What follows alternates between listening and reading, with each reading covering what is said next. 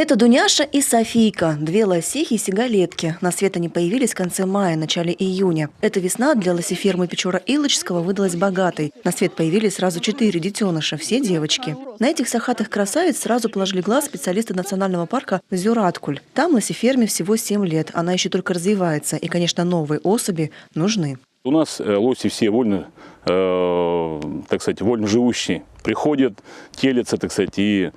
Но вот еще предстоит все-таки и доение, как у вас. И дальше хотим все это направление развивать. В основном это, конечно, рекреация. Нас посещает порядка... Сегодня вообще парк посещает порядка около 100 тысяч человек.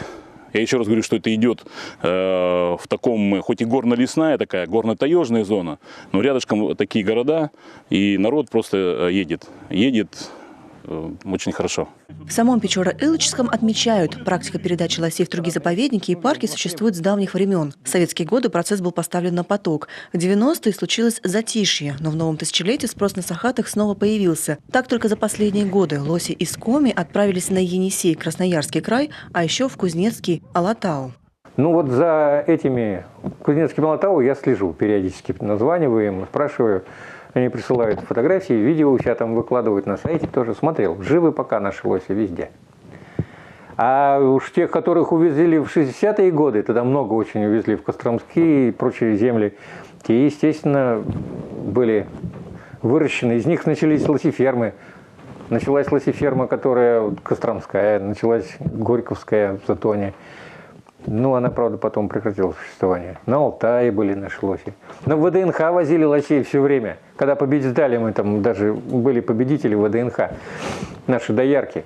А все потому, что лосиферма в Печора-Илочском заповеднике уникальная. Она первая в мире. И здесь, как нигде, знают, как одомашнивать лосей и выхаживать даже тяжелых малышей. Для местных технологов они словно родные дети. Ласковые и такие доверчивые. А потому, хоть и сама процедура передачи лосей здесь уже достаточно привычная, тем не менее, без слез не обходится. Со всеми тяжело расстаемся. Они же все выращены на руках. Очень сложная процедура. Не могу тебе сказать.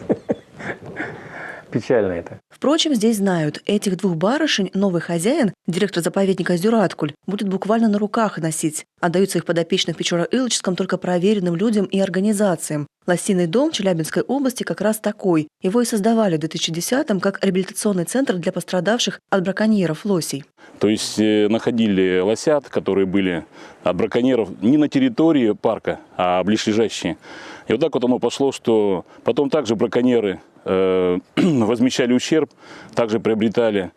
И вот как сейчас мы сейчас забираем этих двух лосят, именно браконьер возместил ущерб, чтобы, так сказать, возместить этот ущерб на природу. Всего за всю историю лосифермы в Якше было передано 50 сахатых. Вот и к отправке этих здесь готовятся основательно. Внутри грузовика все для удобства. Матрасы на полу и по стене, чтобы было теплее и мягче. Тут же ветки. Это любимый корм сахатых. Словом, все для того, чтобы неблизкий путь прошел для юных лосих максимально комфортно. Все-таки впереди 2000 километров и как минимум 2 суток в пути.